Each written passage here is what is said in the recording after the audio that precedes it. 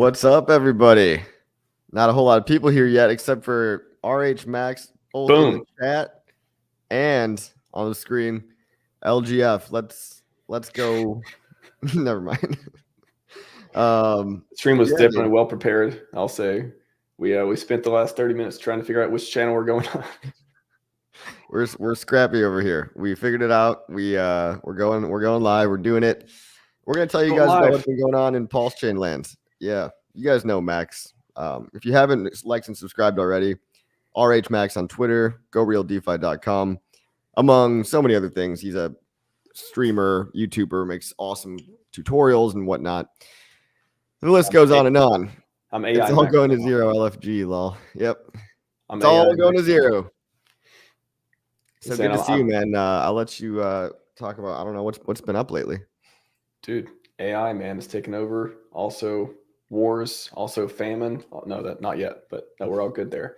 No, I was gonna say I'm like AI max recently because I did the crypto and AI series last week, the training you could call it, and it's seriously crazy. Like that's one thing we can talk about too. But it's if you thought you were early to crypto, boy, you were early to AI and how powerful it can make you in crypto.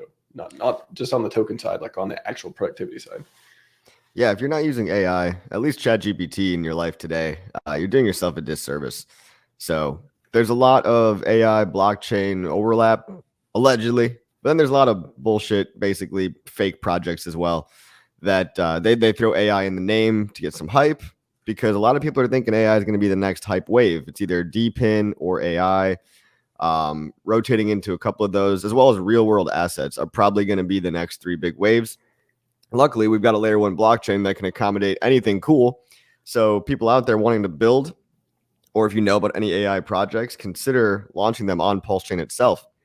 We've only got one right now that I'm aware of, which is pday.ai, which is going to use AI to automate trading strategies. It'll have an OTC order book. That means over the counter. That means whales can buy off chain without wrecking the price. Limit order modules and dollar cost average modules. I'm excited to see that, because that's coming from the Piteus team, and it will incorporate AI. Technically, it's an AI project. Have you heard of anything else in the blockchain land? Actually, Friday, I was going to just comment on that one too. I was going through to determine, I'm like, what is an AI token? Like, what is AI in crypto? Is there actually some potential here to make something? Like, is it just, I was trying to I went down the rabbit hole on Friday on the stream too, and I got a video coming out tomorrow that'll specifically, you can watch to talk about it. But at the end of the day, none of these tokens are what I found, at least so far. None of them are AI, like none of them are smart contracts with AI built into it natively. Like I would call that like a native AI token. These are platforms that do AI stuff, and then there's a token associated with them to do the AI stuff. So I believe with PDA, and correct me if I'm wrong, their token is actually a little more than, it's not, a lot of them are like gas tokens or like access tokens or whatever. But with PDA, it's like a revenue share model deal, and the protocol itself will has like a buyback or something going, or maybe, I guess is what part of it. And then that is like kind of how you invest in it on the platform. But there's no AI actually in the token of any of these projects I've came across. It's just an AI platform powered by a token, which is still can be a cool thing, still can be valuable. It's just not like, when I think of AI token, I think of, oh, there's a token that's going to like has AI built into it. But like to my knowledge, I went down the rabbit hole. I haven't found anything that actually does that. So just be aware of like how this stuff works and what you're actually buying or getting excited about, because it may be a little different what you're thinking. Yeah, I'm not a technical expert, but it just seems like fitting an AI or an LLM into a smart contract isn't really feasible.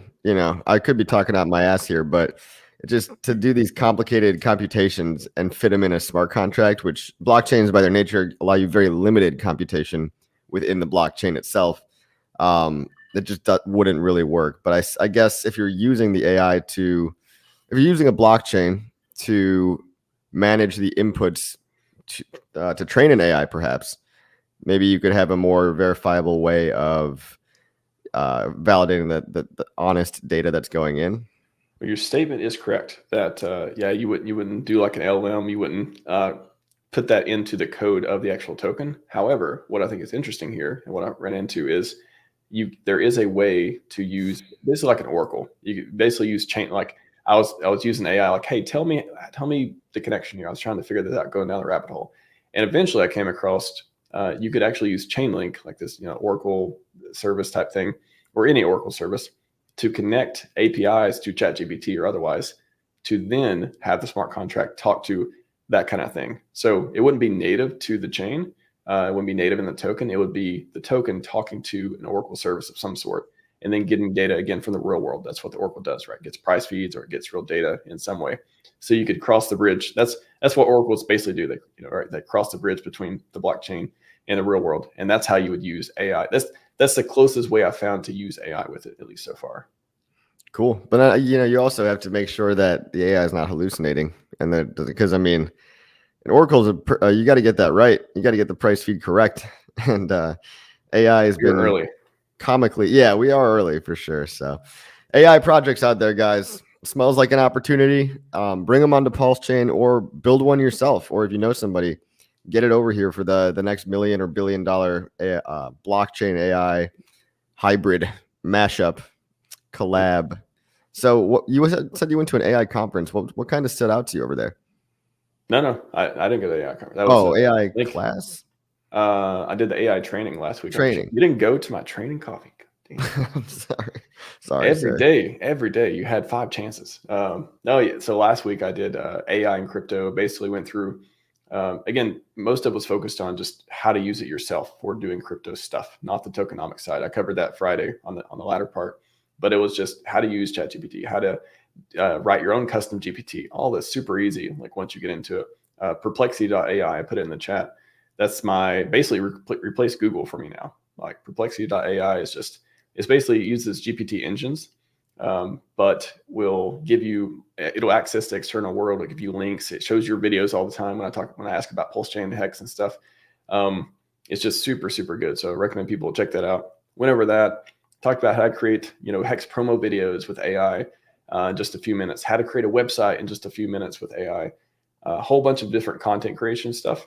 And then again, how it works and like what the future is. And I even said during the training, I was like, all this stuff will suck, like relatively speaking, in the next 6 months to a year. We're so early and we're on this exponential curve. It's just going to be incredible. So again, if anyone out there is ignoring it or like, oh, I don't know, that's how this applies to me, or I'm not interested in it, you could be you can literally be like a 10x. You heard 10x engineer. You can be a 10x content creator. You can be a 10x, like person in your job, for example, using these different AI tools available today, and in 6 months to a year, it's going to be even more incredible. It'll be a part of life, and it'll be like, what do we do without it? Like the internet type of thing. Yeah, I just had my car not break down, but I got an inspection because I was failing the emissions test, and they quoted me all kinds of crazy problems, and the problems were going to cost more than the freaking car itself costed. So I'm like, this is BS. There's probably some AI that I can ask that can get to the bottom of what do I really need to fix? Because they were telling me, yeah, just basically scrap the whole car and just build a new car, like fix everything. I'm like, the car drives, but let me just ask a computer who won't try to rip me off. So I was able to find the most likely causes of cylinder misfire or whatever the code was on the OSM reader. And then just kind of like get a more clear understanding and make sure I'm not getting ripped off, know exactly what parts to buy so I can go back to a different mechanic and just be like, yo, I know I just need this, this, and this. Please fix these 3 things. And I should be good to go. So AI in every aspect. This perplexity.ai thing is this more like Claude.ai? I've used Claude a little bit, but I think Claude is more, from my understanding, is more for writing and more for like helping you do stuff like that. But Perplexity it can do writing stuff too, but it's more for, imagine Google, but with ChatGPT integrated. It's like, that's the way I think about it. It's basically ChatGPT, but it also searches the web for me too. And it has a really nice interface. So it's a little different than Claude, but I mean, they're all like different engines. Claude is the engine, ChatGPT's got GPT-4, GPT 3.5. There's different models and engines and stuff they use. But yeah, it's you should check it out for sure if you haven't used it yet. I just bookmarked it. So guys, perplexity.ai. It looks like you can filter by, searching YouTube videos, Wolfram Alpha, Reddit, academic papers and writing, and then just the regular internet as well. You can attach PDFs. That's pretty cool, and images and text. For a free tool, this is kind of seeming to be like it has all the bells and whistles that, you know, some of the paid ChatGPT tools might have. Well, I mean, I would recommend, honestly, like you asked me, so ChatGPT costs $20 a month. I would pay $150 a month. Like it's totally worth it to me. And Perplexity, you can get the premium version, which I use, I think for $20 a month too. So it basically costs the same as ChatGPT. It uses GPT's engine and stuff. If you got to pick one, I would probably pick Perplexity just because I think it's easier for day-to-day use. But I like ChatGPT for coding and stuff like that. Just some stuff I do, but it's literally like, and I don't know, I can't explain it how hard this hit me once I understood it. I watched a few videos, OpenAI guy with Lex Friedman, and I just like, wow, this is definitely something I want to give our community an edge on. Like I want to have a reason to go deep dive, like improve myself with it, and then show everyone else how to use it, because we can be the community that has the edge and has all the content creation tools that can produce stuff at scale much quicker than all the other ones. And again, promote HEX and PulseChain and everything else a lot easier just by, using these tools available, whether it costs $20 a month or not. Yeah, that's good advice. I mean, everybody should be leveling up, powering up their life. AI just makes you a smarter human being. I feel like compared to you, I'm probably not using it to as well as I could be, even though I am.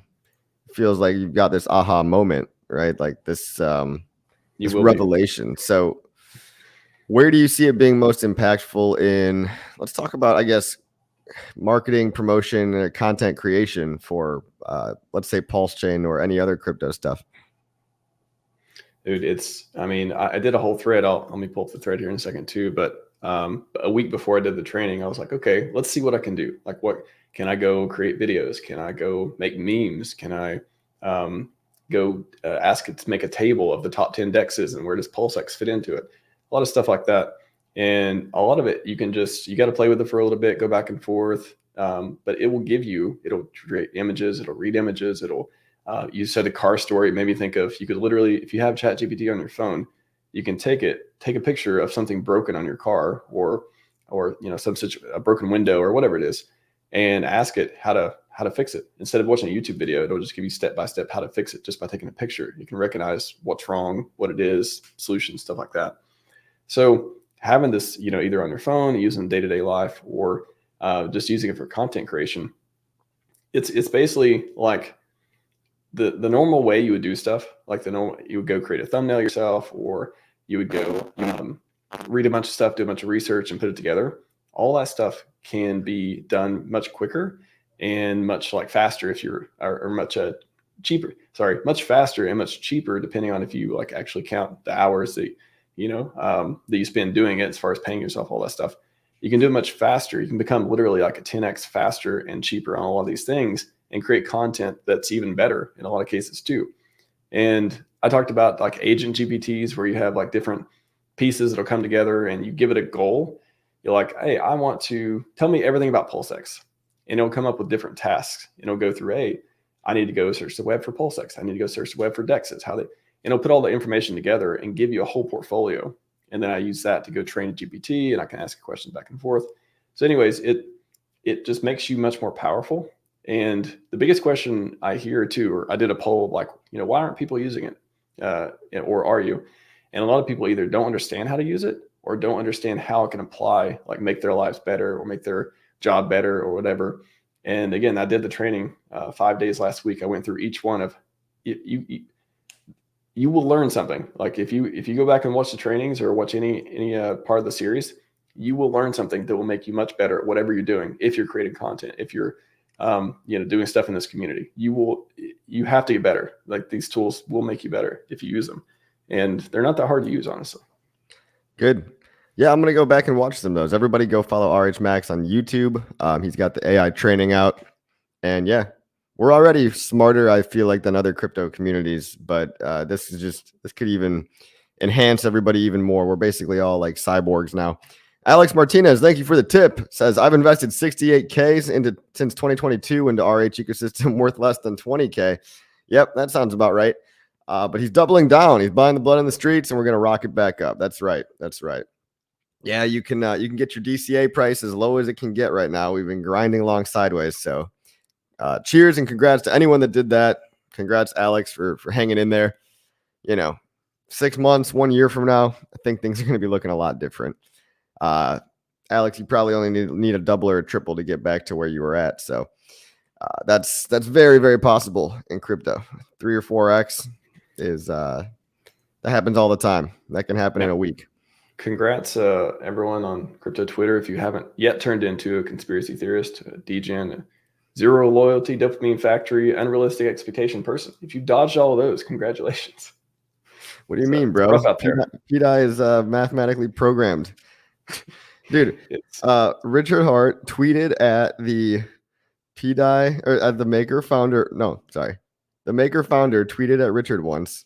Therefore, they're in bed together and maker is going to somehow fix PDI.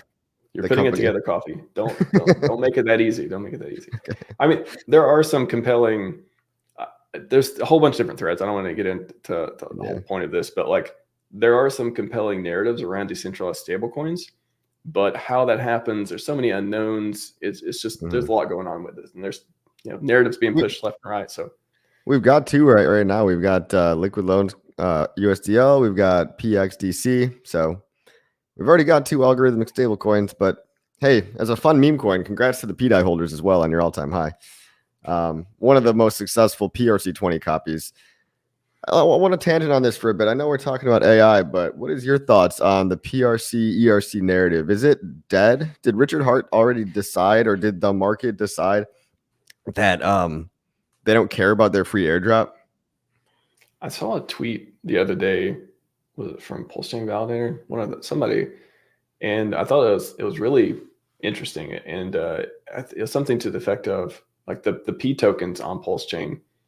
The statement was like those are like the best meme coins or something like that. And it didn't strike me as like, my whole perspective before seeing that tweet was, we tried the farms at first. It didn't really work, didn't catch on. Everyone just dumped all that stuff. But that was very early. And that was before, we had some green candles, but everything went down, for a long time after that, obviously. And then now we have this, like, hopefully this year we have this, fresh start, if you will. We have this, hey, everything's set up. We got all these products built. We'll see what happens with mechanics and see what RH does and all this stuff too. But that tweet in particular, I was like, I wonder if that is, I guess, two different ways you could go with that. Like, one, do they just turn into speculative instruments? Like, because RH talked a lot about the whole, pair liquidity bonding. What if they become more valuable than the other pair? Was he just saying that, just to stir up interest and stuff, or was there actually an ideal with liquidity bonding, not just to make PulseChain and all the core assets price go up, but is there a way to make all the P assets go up? P coins go up and all that stuff. I don't know. I guess you could say like maybe the worst case is they just become meme coins and they're just, the ecosystem's booming and they're just going up and down based on speculation. The other side is like, what if they do become, some of them do have parity or become valuable or otherwise become this asset? Like, isn't that the craziest story in crypto? Like, aren't we here to do amazing things? So part of me is like, that kind of fits the narrative of RH in general, of how to make something impossible become true in a glorious way. And everyone's like, where are the green candles come from? Who's going to come in? How are we going to onboard people? You do stuff like that, you're going to onboard some people. They're going to have some people coming in. Yeah, they're familiar token logos, that's for sure. And so people are definitely, I talk to people in real life about the world's largest airdrop thing, and they seem interested. They're like, oh, let me go check my address, see if I've got free coins. But it seems like when you tell people online, they just say scam, or like, oh, Richard Hart, must be a scam, I don't even care. Or they go claim their free coins and then they laugh at you. They're like, thanks for the free money, idiot. And then they like take their $20 and they're like, okay, all right, buddy. Like, so to some degree, it's like feeding pearls to swine. It's people don't appreciate the free stuff that they get, and they spit in your face, like the Pepe community at the very beginning with the P Pepe, E Pepe farms that we tried. They were just incredibly rude, and they were like, "You guys are idiots! Like, we're just gonna take this free money, idiots." And it's like, all right, bro, maybe Jesus Christ. But then you've still got the Twitter thumbnail, like for PulseChain.com, says world's largest airdrop. You still got all over PulseX.com, the homepage. It talks about the PRC20 copies. It talks about liquidity pairing them. It talks about migrating over. Now, we haven't seen any DeFi communities actually migrate over. Other than HEX, we haven't seen any DeFi front ends migrate their front end. Go.hex.com was the first one, and HEX has done probably the best job of keeping its PRC20 value. HEX is one of the only coins that has a higher PRC20 value than its ERC20. You've got HEX, maybe Hedron, maybe Icosa. These coins all just because their communities migrated as well. But all these other coins out there, Pepe is like 1/100th of the price of Pepe on Ethereum. But you've got a lot of narratives being revived and picked up after everyone seemed to kind of almost dump them to oblivion. For example, PDAI, PWBTC, even CRO token. You've got people actually reviving these. I don't know exactly what narrative the PCRO token has, but you've got communities behind them, and they've actually pumped 10x or higher, way higher in the case of PDAI. And these green candles are good advertising. So I'm showing both sides of the argument right now. We haven't seen Aave or Compound or any other DeFi stuff migrate, but we've just redeployed in a lot of cases. We just redeploy the new DeFi contracts and we fork Aave, and we fork GMX and we drop it on PulseChain. So it's almost a year into PulseChain, and I'm just wondering to myself, where is the market at in terms of those narratives? Because on one hand, yeah, we've seen the ERC, PRC farms come and go within like month 2. On the other hand, PDAI going parabolic is probably onboarding some people. I've seen some people on Twitter say, "Oh, wow, look at this PDAI chart," and they weren't even PulseChain people before. So, but then going back to the negative, people don't value their free copies. So if they can get a hold of one of these new narratives, as if thinking that it's new and not just like a copy, that's also the problem though, right? Because you've got huge DAI holders that were Ethereum big DAI holders, that if they find that their PDAI is worth 10 cents over on PulseChain, they're just going to permadump probably. A lot of people still don't care about the PulseChain narrative, and you can't make the whales care from the old chain, from the Ethereum chain. So I don't have like a definitive conclusion to make on this yet. I just wanted to get your thoughts, I suppose. Yeah, I mean, I think there's so many different ways to look at this ecosystem. And I think that if you believe in the weak hands getting shaken out thing, why wouldn't that also apply to the P tokens? Like, why wouldn't it be a redistribution to the people who, I mean, yeah, of course, there's some people who haven't went to PulseChain yet. They're big holders or whatever too. But even if they see it, if they come over, let's say the P token, some of them, whatever, have value, PulseChain starts pumping and they maintain it in some way, and the big holders come over.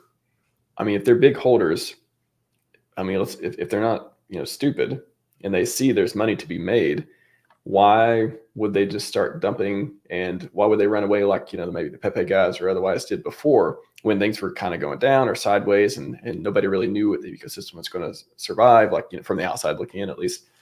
Like, why wouldn't that fit into the narrative of shaking out the weak hands, trying to get everything redistributed, so when we go with rocket ship type of thing? Which is, I want to ask you though too, I mean, that is kind of like the thing that's on, I don't know, I guess on everyone's mind or otherwise, like, how long do we have to wait for this thing? Like, I was thinking about this the other day. Like, I guess the case for waiting a long time for price to go up, which I think is a stronger case than the other side of it, which is like the case against price going up this year or whenever, and this month or this year or whatever. So the foundations, I want to go back for a minute to the foundations of this ecosystem. It's built on healthy habits and principles, like HEX, monetizing time, delayed gratification. Like, does everyone actually understand what that means? Like that's like what this place was built on. Of course, price go up, of course, mad gains in tech, all that stuff too. But it's built on those healthy habits and principles. So when people treat HEX and this ecosystem in general like any other coin in any other community, it's just not. It's totally different. So I guess the case for price go up sooner rather than later, delayed gratification, rewarding people who did that and didn't just fall over and be like, this place sucks, I'm going to miss the bull run, whatever. Billionaire founder who will not fail and has never failed even if he retired after this bull run, he's he cannot fail type of thing. Trustless DeFi products, real DeFi. We saw all that stuff too with the IPFS and otherwise. Nobody can lose your keys. And then and so we're checking out the weekends. And the other side is, okay, the case, what if it doesn't go up soon? So shaking out the weekends can also include the new people, the newly made weekends as well, the people who are curious about real DeFi or curious about the ecosystem and really want to belong in a place that shares their values and stuff. But they're just like, why am I here when everything else is going green? That sort of thing. So like, there's a lot of good people who just can't wait any longer. Like no right or wrong or judgment or anything. What if we're shaking them out too? Like, what if it's onboarding? Doesn't onboarding become a lot harder without the green candles? What we've felt the last 2 years, and we could explain it with the bear market and stuff, but in the bull market, how can we explain it type of thing like that? That's what I'm talking about. So it's a double-edged sword, I guess. I don't know. How do you feel about it? How do you feel about if this is the strategy of shaking people out? Where's the threshold? Where is it before it becomes diminishing returns? We're going to pump, dude. You got to wait till Ethereum pumps. We're going to pump. Ethereum is going to put all the money in. The ETH ETF is going to pump ETH. The sacrifice wallet made a big bet on ETH going up.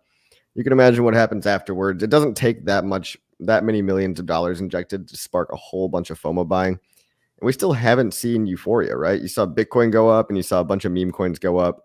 Maybe Phantom and Solana or some random chains did a 10x or whatever. That's great, but that's cool. That's still not euphoria, right? These coins doing sitting at a 7x right now. I mean, PulseChain is technically up 5x from the bottom. Everyone hates to hear that because it's like, oh, it's down from sacrifice price. You also, if you sacrificed, saved some dollar value by sacrificing at a higher HEX value. So look at what you have. Don't think about what you don't have. A glass half empty approach is not healthy. Chasing candles. If you want to, go ahead. But if it's too long to wait for you, nothing's forcing you to be here, or putting some money in other coins or chasing meme coins with your lottery ticket bag. And I think a lot of people are doing that. I think a lot of people are actually pretty okay right now. Yeah, it is boring. Of course it's boring. But you got to wait for ETH to do its thing. We haven't. I mean, I remember euphoria from last cycle, even the cycle before that. This is not it yet. Yeah, I'm good waiting. I'm just thinking like in general, 95% of people, they're just like, how long is long? Like, and I resonate to an extent because I'm always like, okay, I see the narrative. I understand Richard's whole story. I get all that stuff. But then is it part, I don't know, what was I watching? I was watching a Somi video or something the other day where he's talking about, launch the launch in 2022 that didn't happen. That we launched in 2023. I wonder like all the deals and stuff around that was timing, was otherwise. And I just wonder, I'm so glad we forked ETH 2.0 and all that worked out. But yeah, like what part of, again, believe there's a plan. I definitely believe there's a lot more exciting stuff to come. But man, that he said something in the video is like, could have been if the prices would have went the other way, it could have been instead of 2 years of pain, it could have been like 6 months or so. I always wonder like if the other side would have happened, the whole store value narrative that a lot of people lost faith in, where would HEX be today? Like that's if the market would have just went a little bit in a different direction. It'd be interesting. But anyways, I'm just kind of channeling the community on that. I don't really care to think about that because it's the future is more important than thinking about coulda, woulda, shoulda. And building the current timeline that you're on, that's you're stuck to this timeline. Like, there's no point in beating ourselves up over the price and what it's done. But PulseChain is not even a year old. That's also a triggering thing for people because they're like, yeah, but I've been waiting for 3 years. But you sacrificed the money, and that was that. You actually held the value. Your sacrifice money held a lot more value than the HEX price would have done at that time if you held HEX all the way down. So I think people need to be a little more optimistic. Not foolishly so, but we need to also realize what's happening. It's a nice segue into privacy pools. Guys, I mean, people don't realize what Richard's kind of, what's the word? When you kind of foreshadow things, right?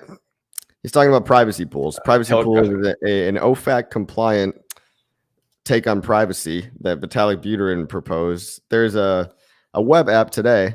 If you want to Google privacy pools on Ethereum, and sacrifice related wallets were seen playing around with this thing. So if the forked version of privacy pools can be re-enabled or maybe redeployed, use your imagination, guys. Why might somebody want to use privacy pools? Maybe because they're tired of people fucking the SAC address and making giant commotions that's led to a cargo cult mentality of, SAC daddies, pump our bags, please. But, I think founder buybacks are awesome. I think that when you devolve into a culture of desperation where that's all that people are thinking and caring about, and they're no longer talking about like delayed gratification or here are the value props or here's some cool, we're building cool stuff. And a lot of people are just like, Richard owes me. I think you probably want some privacy. You probably get tired of the fucking of the SAC address. I'm not sure that's the reason it's happening. I would say it's more of it just fits the narrative of real DeFi and like Richard did a million tweets that nobody likes. Like literally nobody clicks the like button hardly on the privacy and like freedom and all those tweets. Like they're always like, oh, talk about price go up. But a lot of stuff he's talked about before has been like, we need real privacy solutions. We need all this stuff. And now that they're going up to Tornado Cash, like the whole privacy pool things, I'm going to do a stream on it at some point too, going like deep dive and how they work and all that stuff and how they work on Ethereum and otherwise. That could be a game changer for just area ecosystem for people to use it. And also, again, getting people back in, not just for the green candles and the mad gains, but getting them in for like, the essence of the ecosystem of here for freedom, here for, healthy habits and principles and stuff like that, and be able to use money without, if you want to, put a portion through that or not, you can. But to me, it's more fitting to the narrative. Everything else, like I think if the OA or otherwise wanted to hide or obfuscate transactions or something like, all this, I guess you could say, would we even know, right? Like, what if there's already been a ton of strategic moves that have already happened that we would never know about because they've already been hidden like that? And these is just stuff that they don't care to be seen or need to be seen, or it's a necessity, or telegraphing moves of what's happening. Like I think it's interesting to see the on-chain moves and like how that's, again, you can make a case it's telegraphing the whole prime to pump situation with the ecosystem too, when you see the money moving around. But anyways, when I saw it, I took it as, oh, that's just like fitting to the narrative, real DeFi, like privacy, freedom. Like it sounds amazing. And of course. I'm here to win, man. I'm here to win. I refuse anything else. And I think we're going to win. It's almost hard to get not excited. Like, again, rational optimism, I call it. We see all this stuff happening. What was the other thing that the PulseX Explorer, that was, I covered a couple days ago. The stablecoin thing, stable swap, right? That was another PulseX deployer address thing touched it. So we may be getting upgrades to PulseX through for stablecoin order execution. So like, man, what more do you want other than price go up? We got a lot of cool stuff going on. Yeah, stable swaps coming to PulseX would be great. Again, no promises, right? No expectations. But when you see people experimenting with these things, and that the dev team isn't just sitting around doing nothing all day. The problem is like Richard's hands are tied, right? And I've said this even on my last video that he would love to give promises and expectations, but by law cannot do that, and he has never been able to do that. And it's weird that we see this resurgence lately of people demanding more promises, because in the beginning it was like everyone was kind of like, "Yo, bro, don't force him to do the whole promises thing. Like you're gonna get him in trouble." Like we all kind of just like took it for what it was worth. That this guy probably cares a lot about his project. It was kind of like if you don't believe that, I can't help you, right? And maybe we've got some new people that haven't heard Richard talk in a while. Just go back and watch his old live streams, right? I understand when you don't hear it from the horse's mouth, when you can't like depict how passionate he is about all this stuff. You might start to lose faith or not believe, but he's got hours and hours of old content, probably thousands of hours of old content. He will come back. He'll probably come back when the prices start going up, maybe after SEC clarification. But in the meantime, we're saying the same stuff we've always said: delay gratification. Make your HEX staking ladder. Wait, be patient, buy the dips, dollar cost average. And if you want to hear that from Richard rather than someone like me or you or pick your YouTuber guy. Yeah, I mean, wait till he comes back. But in the meantime, it's like we're just kind of repeating the same messages that he was going to say anyway, and probably not as good, right? Not as well spoken, but nothing has really changed. The fundamentals of the mindset that it takes to win, the long-term holding over day trading, the don't fall for too much shiny object syndrome. It's getting harder and harder now, right? Because we've got PulseChain coins out the yin yang, got meme coins out left and right, which can be fun as long as you're, doing the lottery ticket bag type of strategy. But where was I going with all this? If you don't believe that long-term holders actually win, or if you think that like for the 5 or 10 meme coin guys that you saw become millionaires, that there's not 5,000 losers out there that are chasing pumps, like just we all got to just keep calm and keep spreading the message and stay consistent, stay flexible enough to incorporate new ideas. New meme coins are fun, they're funny, but staying consistent and true to your core values, core ideals, especially when things are boring, right? That's going to really determine who wins, and I think who shakes himself out. Yeah, I mean, you got a founder fully aligned for glory, fully aligned to like imagine if he just disappeared, got the yacht, got the island, all the stuff he said he doesn't want before, all that, and just left us. Okay, you guys build enough, cool, go do your thing. Don't worry about any of the sacrifice. Don't worry about me streaming. Don't worry about the promotion or brand or anything like that. I'm good. I mean, we could still operate this ecosystem. I mean, I don't know where it would go. Don't know how it would go. Don't know if we got 10,000X category. But we would be fine. We got enough people. We got enough brains. We got enough people building. Got Alex from Hedron with a ton of unreleased stuff that he's talked about before, which I'm super excited about. We got the people. We got the personnel. But why would that happen? Why would he not come back on streaming, for example? Why would he not, do a bunch of things we have no expectations of? Like, why would we? There's no case against it. It is unreasonable to think like we wouldn't get glory. Like, why? Like, there's no case for it or against it, I guess I would say. Hey, lights out's right. If you're in this chat, you're gonna make it. Congratulations, everyone. But you do need to believe. We're battle hardened. We're battle hardened. You do need to believe. Like your diamond hands need like a little. They need a little diamond-handed prayer hands beside them. Like that, you do need to believe in some sort. Otherwise, you just look at the charts. You look at crypto Twitter recently. Like if you're new here and you just look around, you're like, what the hell is going on here? Like you do believe a little bit. Otherwise, you're gonna be you're not gonna be shaken out. You're not gonna be in to be shaken out. Yeah, I hear you. Pulse Rider brought up a great point, and we can go back to AI on this. I see a couple of guys out there like Hexadente, Super Hex Win. Pulse Rider says old Richard Hart content is a great onboarding tool, and now you can go filter these things through something like opus.pro, opus.pro. Go put an old Richard Hart video into opus.pro and just watch what happens. It's going to clip up 30 pre-generated AI-generated most interesting clips based on sentiment analysis, and you can just do very minimal editing and start pumping out bite-sized 45 to 60-second clips of old Richard spreading wisdom. If little old crypto coffee isn't doing it for you, but that's a great idea that I see people doing that right now. You've got Hexadente out there, and you do a lot of that too, right, Max?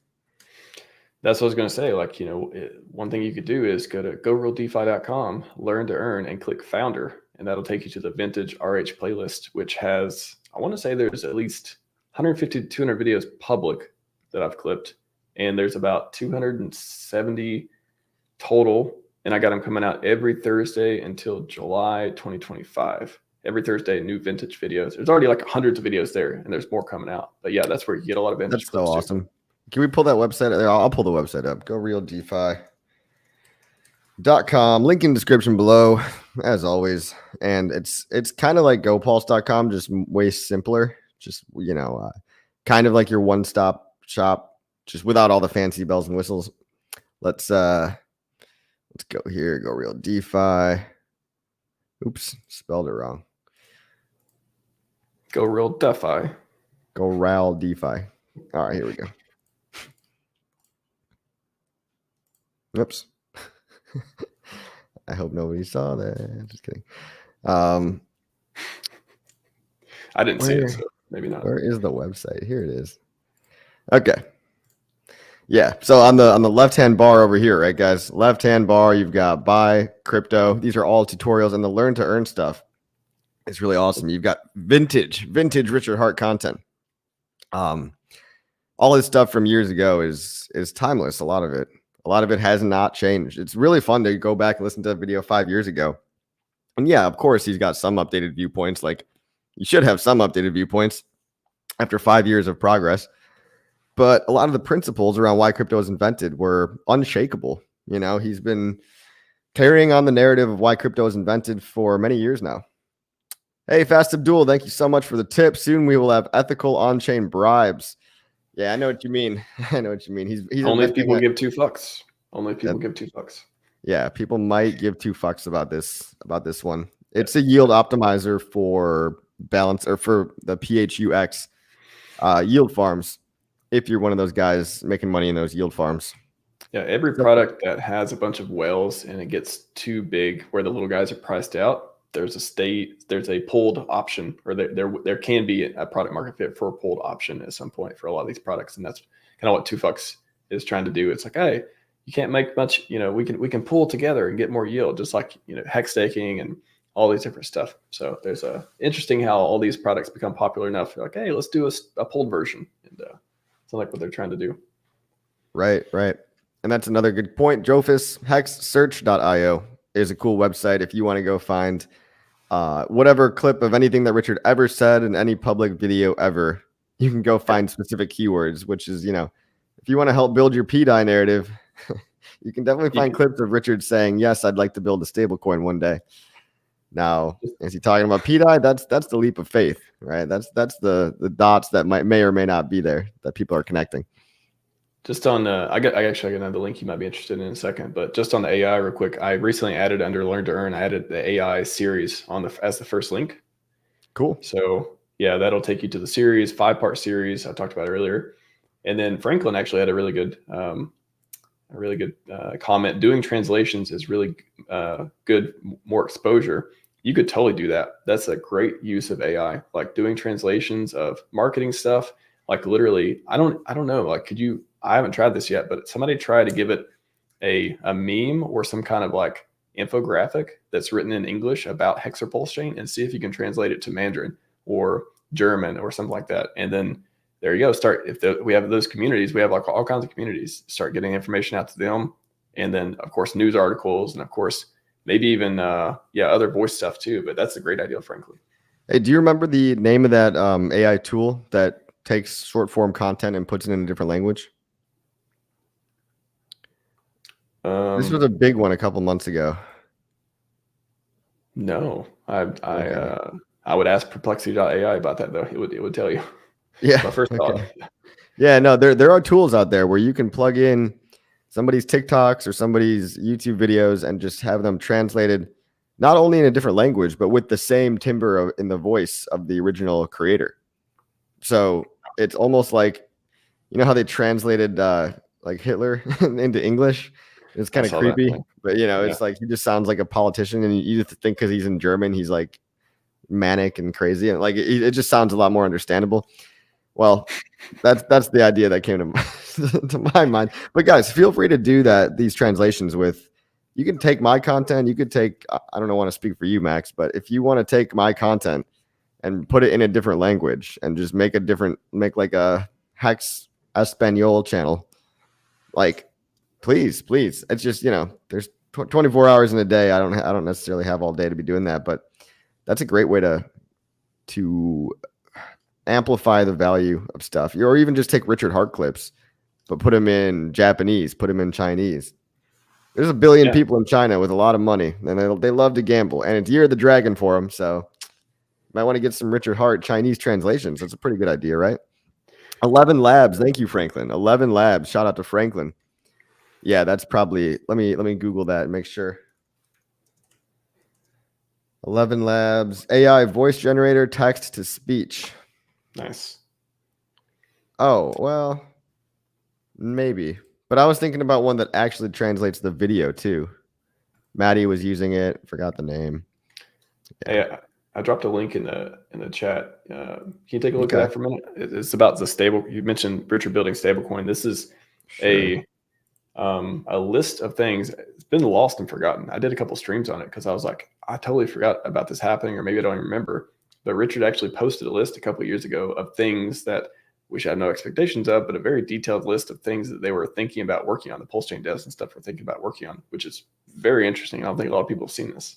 I can't copy and paste. I can't click on this link. Can you just put it in the private chat? Yes, absolutely. Oh, wait, you did already. I just did, but yeah. Oh, okay. All right. Yeah, this is pretty good. I suppose I'll pull it up. I suppose I will. It's Here very we go. interesting. So yeah, on the screen right now, if you guys want some expectations, now this is, I remember We this. don't do those. We don't do expectations. We just look for insight about previous things that may have came up. And he literally says here, it says like, I remember the 75K a year, or sorry, 175K, right? Remember that?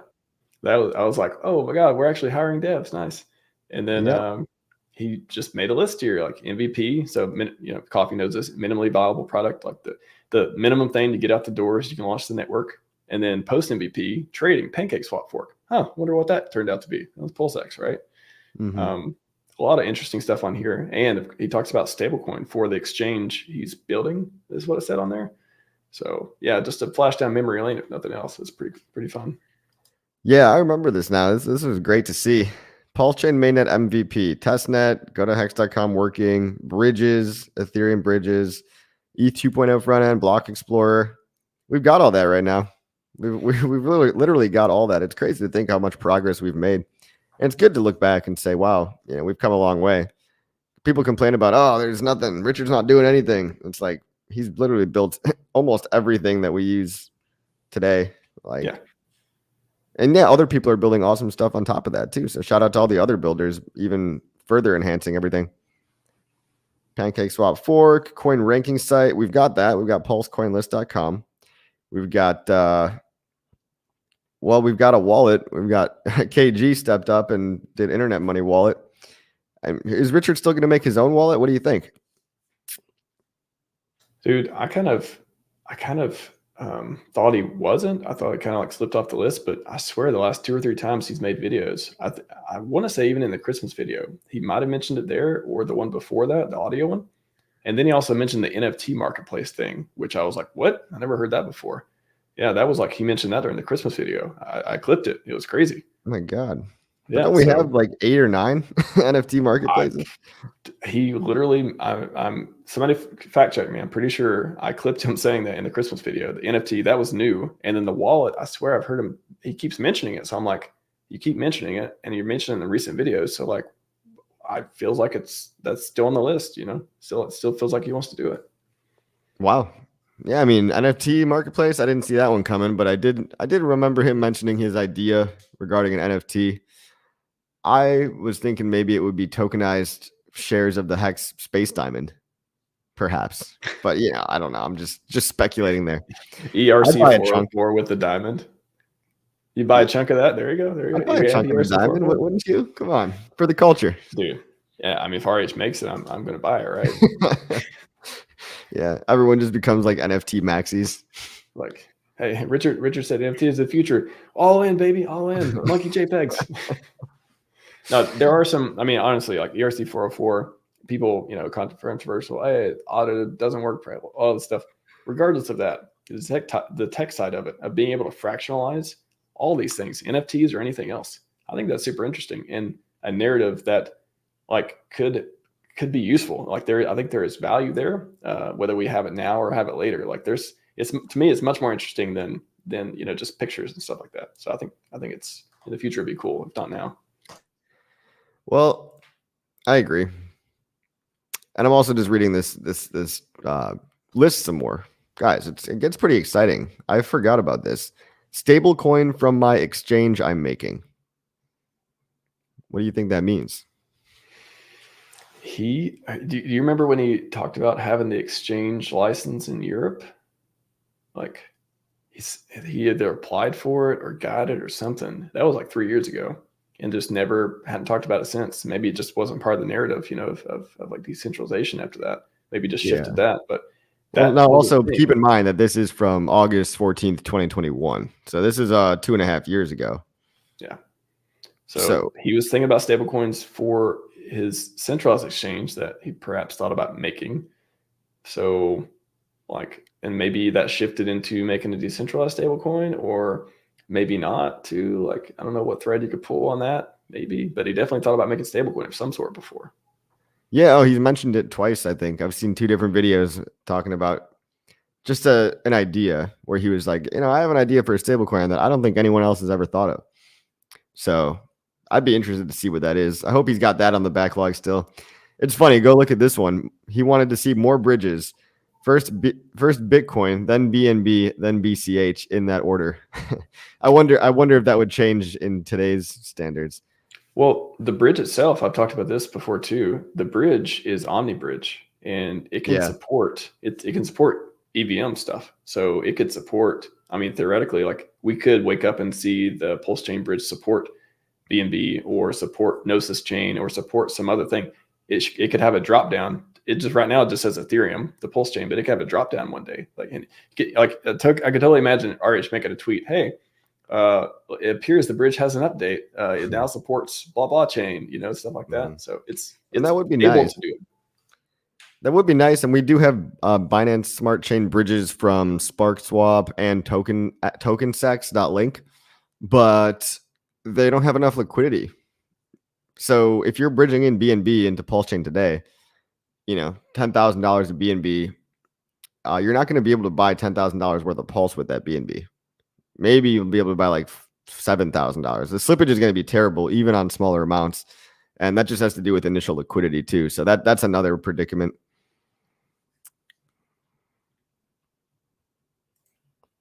Let's see. Oh, you're on mute. But aggregator. Replace 1inch.io market orders and limit orders. Well, we've got Pateus, so maybe that one got taken off his plate. Margin trading, we've got it. I was going to say on the Uniswap v3 front end, that's kind of an interesting speculation too.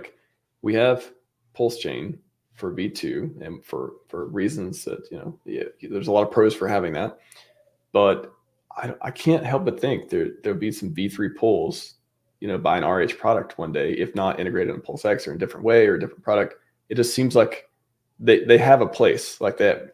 Maybe it's advantageous for PulseX to be the way it is now, but it seems like V3, it's got to be RH product at some point. I wouldn't be surprised, at least. Yeah. Look, you've got 9mm though, but I guess maybe there's an advantage to doing.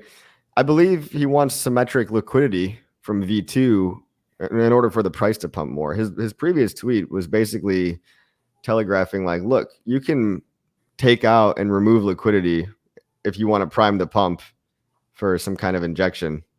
V2 pumps harder. Yeah. V2 pumps harder. Yeah. Because you can't just put up a sell wall. On the stable swap. That's what, so, if we do get a stable swap, if we do get, and we have PulseX, which is Pancake Swap Fork, which is a swap fork of UniV2, and stable swap. You could integrate, from what I understand, I did a little bit of research. You could integrate stable swap into something like PulseX. It could just literally, we could just wake up and be a new feature one day. It could.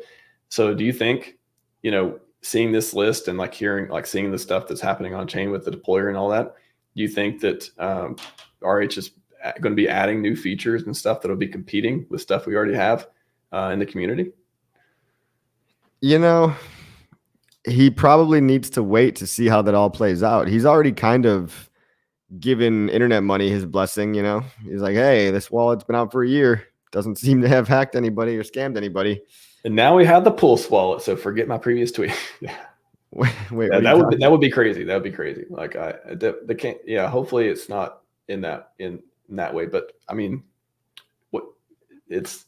would say overall, the RH products are going to get the most people trusting to use them, all the stuff like that. Even if the community products are doing weight, and I hope internet money, and I hope all the other community wallets and PHUX, right? That's the stable swap, the balancer fork, PHUX.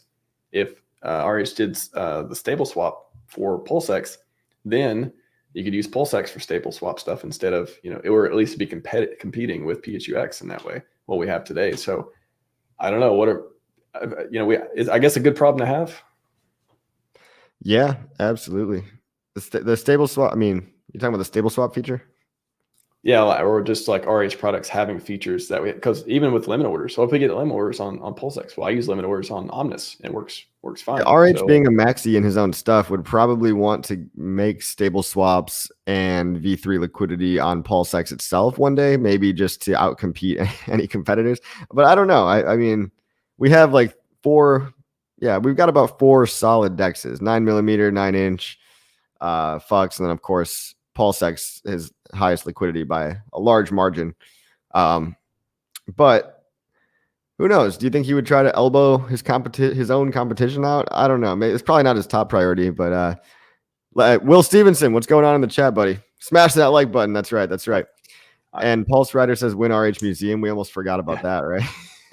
that is going to be fun one day. We'll see. I'm definitely looking forward to visiting it and Logan Paul taking the selfies in it and all that stuff, right? Oh my God, how awesome would that be? Yeah, that was that was literally what we were talking about in peak of the bull last cycle. So I hope he gets around to that one day.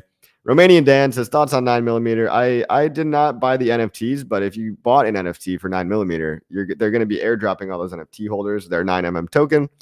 I believe the 9mm token is also distributed to liquidity providers itself just automatically. There's not like a harvesting thing, so it's kind of unique right there. I think the ecosystem is cool. Like, it's cool to be able to set a sell wall. Yeah, sure, but yeah, I don't know. I just didn't invest in the airdrop or the NFTs to get the airdrop. But it is coming out soon if you want to keep an eye on it. Spark swaps earning fees aren't higher due to incentivize more LP. Spark swap has pretty high fees, but I just want to remind everyone too. I think I posted a clip of somebody the other day talking about this. I thought it was just so fundamental as far as thinking about like things in terms of prices and stuff. And I love the way he talks about it. Is an asset cheap or expensive? Instead of looking at the price, is it cheap or expensive? And I think that's the more useful question when I'm looking to buy. Like, do I think it's cheap or expensive? And when I'm looking to sell, yeah, I'll look at the price if I want to get USD from it.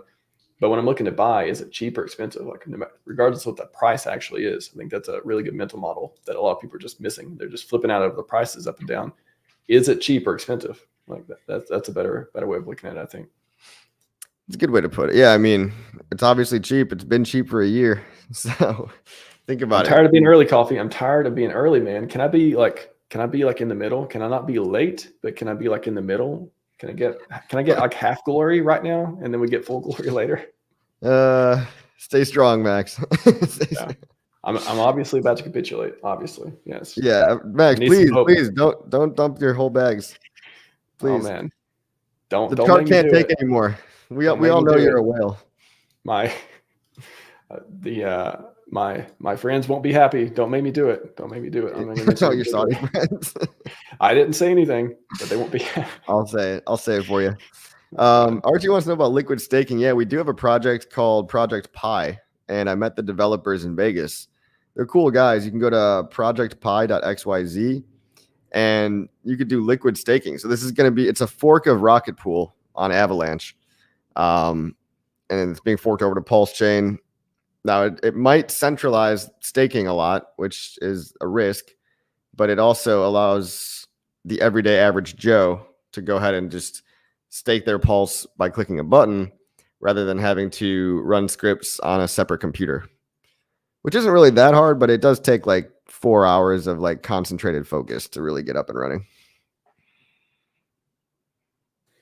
Yeah, I'm excited for, a lot of good community stuff coming up. Especially, I can't stop talking about just what Alex is doing and has talked about doing. We might have hit a little delay with Hedron V2 with the HEX PX stuff, but man, like I really think that's going to kickstart the entire ecosystem. Just the incentivization to do 5555s, all the liquidity stuff going on. Again, the Rocket Pool fork, if we ever get that, like the dude's literally building a data. It probably already has. I say building a data center. It's probably done. It's probably like running, and he's got like $1 billion worth of equipment and just making like just churning stuff out, subgraphs and everything else. That's going to be, I think this year, if Alex is able to get a lot of those products out, man, like that's going to really give us, we talk about Bootstrap with like whatever's going on with, OA and stuff. Like I think a huge underrated Bootstrap that nobody's talked about, I kind of forgot about, is Alex building stuff with the new versions, Icosa, Hedron, and Rocket Pool, and just all the infrastructure stuff that's happening. That's the most underrated thing going on right now, I think. You think Hedron V2? Well, just all the stuff he's laying down. That's part of it. Hedron V2, Rocket Pool stuff, which is like the liquid, another piece of liquid staking type of thing. All the infrastructure pieces are going to make it easier for devs and stuff to build products and otherwise. I think the new set is going to be called Icosa Hedron. We say Hedron V2, but I think he's going to name it Icosa Hedron because that's the shape. That's actually everything's named after too. I think it's going to, just what it does for HEX is really going to bring a lot more excitement back up into the ecosystem too. And just I think it's going to help bootstrap the narrative back. I do. And hopefully we get it, the store value is taking a hit, man. Like I think, but I think all the pieces built up on it, all the products built up on it, especially, the premier ones like Maxima stuff and Hedron and otherwise, I think that is going to really help people get excited again this year, especially when we get some good news coming. Yeah. Icosa Hedron is going to combine those two, but I don't understand what that's going to do for the underlying HEX itself. Well, maybe I just didn't read it fully. It's a lot of different pieces are changing. And it's just going to basically make everything better. So everything you liked about Hedron or Icosa or the system or the auctions or all that stuff, it's just going to be better in a bunch of different ways and better gamified. And I think it's going to, whether it helps your bags or not, if you still got stuff on the HEX side or the Hedron side or Icosa side, I think that's going to get shaken up too. Hopefully, some liquidity, interesting plays there. And again, just give people games to play on HEX. I think that's the cool thing, giving people healthy games to play, free tokens, whatever it is you can mint from your HEX stakes. I think, again, just little pieces to help make HEX exciting again. So a lot of people are just like, oh, the price is down. I don't care if this thing does value stuff. I don't care. I want real yield, blah, blah, blah. I think Alex wants to make sure HEX has a big, big piece of the future, regardless of what's going on else in the ecosystem. Okay. I don't know who's claiming that HEX doesn't provide real yield. That's what it does. Get out of your echo chamber. Nobody likes this product. We're the only two people in the universe talking about it. I was kidding. Yeah. No, like HEX is great, but we just have to, pitch it as like as the great thing that it is, and not, it helps to not start off with, well, no one cares about it anymore, right? Like I still care. I hope you guys care too. HeyGen.ai is what Crypto Ape said. That's what Maddie uses. HeyGen, HEYGEN.ai. This is the cool thing that we were talking about earlier, guys, where you can translate videos to any language. And it looks exactly like the original video. It's kind of creepy. It's kind of creepy how good AI is getting. Pulse Trailer Park, let's go, lol. Guys, yeah, Pulse Trailer Park. The meme coin, the guy had to pull his liquidity. Yeah, sad story. PDI is where it's at. Yeah, everyone's stoked on PDI right now. Congrats to all the mad games over there if anybody is making money. I hope anything going on that, plays healthy games and stuff. Hopefully we have a community building products that bring people in, and like what, regardless how they come in, I hope they come in and they see like what we have going on and they like it. That's the thing. It's just been, the last few weeks, it's just been, social media has not been fun. I've actually been trying to take a break and curate my feed a little bit better too, to not get distracted. But I don't want people to come in and be like, oh, let me search the HEX hashtag or the PulseChain hashtag and be like, oh, this is a fucking dumpster fire. Like what's going on? Like be part of what you want to be. I can say this. But yeah, be the change you want to see, but also create the content you want new people to see and not look away. Like, I guess that's like another take on it. Like help create more positive content when you got a lot of other people that are unfortunately not doing so much. Yeah. Yeah, I think everyone just should be a bit more conscious of their the fact that Twitter is a public forum, number one. I like to imagine my mother reading my tweets. It's like, what would she think? And sometimes even I get embarrassed at shit that I said a couple months ago, because it's like, oh, that was not very Take tasteful. us through the top 5 embarrassing coffee tweets. I want to hear it. Oh no, I don't even dwell on it though. That's the thing. It's just sometimes I'll read like an old tweet and be like, ugh, why did I say it like that? But everything we do, it has ripple effects. People are watching and they want to know why they should buy PulseChain, HEX, PulseX. They don't want to know why we're a freaking trailer park. Everyone's throwing shit at each other like a bunch of monkeys. Like they come in here and they're the Donald Glover meme where the whole house is on fire and he's just holding a pizza box. Like that's not going to want to make somebody sign up and get on board. So you catch more flies with honey than vinegar. That's for sure. We don't do a whole lot of this anymore. And let's be honest, like it's not like there was ever a good old days where people weren't doing this. In the early days of HEX, we used to have people savages, dude. They'd be like, oh, you don't like HEX? You're a fucking idiot, blah, blah, blah. And I would be like, oh, no. But that was because we were getting a lot of hate back. And now the hate has turned inwards, right? The hate has turned into sometimes cannibalizing ourselves by starting little beef that doesn't need to exist at all. You guys can just decide that it's not a problem, but you can't control everyone's behavior. You can just try to lead by example. And all I can say from experience too is that, all this revving up your engine, trying to go at each other's throats. I mean, unless you really derive some kind of sick pleasure out of it, like it doesn't get us anywhere. It doesn't get you anywhere. It's like arguing with pigeons online, right? Even if you win, the pigeon's just going to take a shit on the board and strut around like it won anyway. Playing chess with a pigeon. That was I'm the visualizing metaphor. this now. Yeah. Yeah. So arguing with strangers is like playing chess with a pigeon.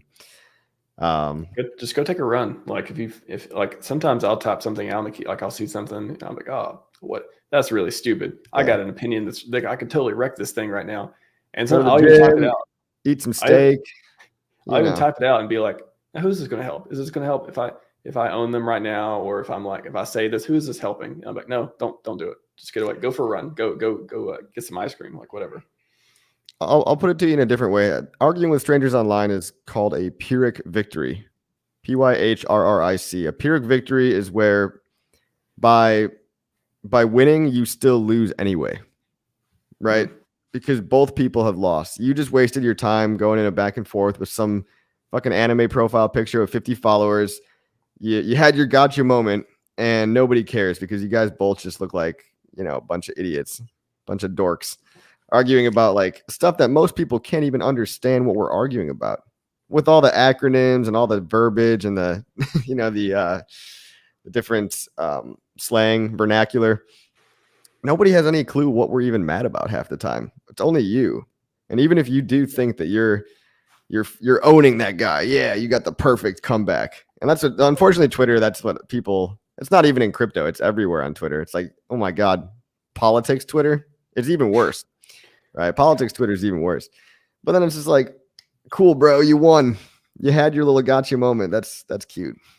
Like, what did you? I mean, look, if it really does make you feel better, cool. But I think I would decide, like, if you're in a community and you're just like not sure what to do. Like, first, I would say, I'd look around and see what you're in, what you're interested in, like what you're doing, like what your your core, your lottery, whatever.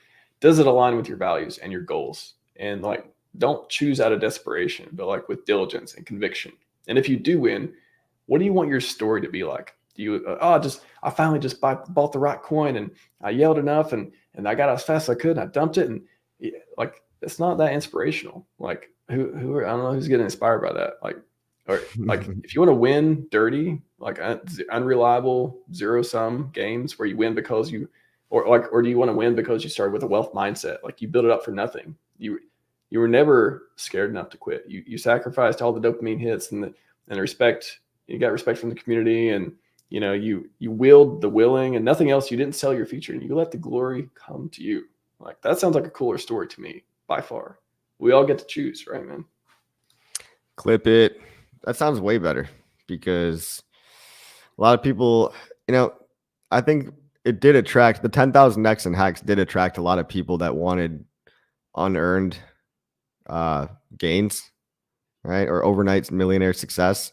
But those people did get shaken out over the 2 years of bear. And now, even though we do only have the core hardest of core believers left over, the boredom is even getting to us right now. So I think focusing your energy on building out the future is a way more productive way to spend time. But look, I'm not Mother Teresa over here, right? I'm not Mahatma Gandhi, but I do like his quotes. Don't hate, create. Hey, I just made it up. You're You so inspired creative. me, Crypto Coffee. Yeah, we have to become one community. We only hurt our own bags. Yeah, it's like, if you shit on like HEX, but you love Pulse, it's kind of like pretty lame. Or or it's like, I don't know, you're shitting on like every other project besides your own little meme coin. It's like you're being exclusive within your inclusive ecosystem. So yeah, I don't know. I think it just comes down to being conscious and, like you said, trying to wonder if your actions are aligned with your long-term goal, if you have a long-term goal. Yeah, if you don't first figure that out, it can only help you. Can only help you for sure. Well, should we get off our soapbox? I think we've done enough preaching. Let's do it, man. Let's do it. Guys, go follow Max, RHMax on Twitter, gorealdefi.com. Thank you for spending the time. Thanks for your patience. I know I was late. I know I have been a terrible management of time lately. So to be the number one streamer, man, come on. My expectations, they were 0 and now they're still 0. So you're doing fine. Now they're negative. Now anything I do will seem good as long as I respond next time. That's key. I mean, I assumed you were just in the mountains on ayahuasca or just enjoying yourself, or just you're just like, I am more than Twitter. I am more than Twitter. Let me I am Twitter. Yeah, dude. Always a good conversation, man. I appreciate you and all your support on Go Real DeFi too. Like I feel like when I see people using it, and I've been doing the stats, and I see there's like getting I post them a couple of times, like 10,000 hits a day, 10 to 18,000 somewhere. People are like different, at least hits, unique visitors, a few thousand and stuff too. But anyways, I see people using the site, and I try to keep it up with a lot of the stuff that I think is going to be useful and helpful, and a lot of the playlists for learning, and coffee's featured on a lot of the playlists as well, as well as content on my channel. But that's the key, man. Like to me, my two favorite sites are literally Go Pulse and Go Real DeFi. I use them just about every day, and I think if you haven't seen them yet, both those sites, I think they have something to offer you. I'm pretty sure. I'm definitely going to go watch all that AI stuff. You're giving me FOMO on that. I feel like I'm not smart enough without it. Stay strong, everybody. That's right. Stay optimistic. We're all going to make it. Stay patient. Keep building. Glass half full, everybody. And remember, Twitter's not real life. Lol. Zach Davis says I use it every day. What's up, Zach Davis? Good to see you. Good to see you, sir. All right, bros. Like, subscribe, share the video, leave a comment. See you on the next one. See ya.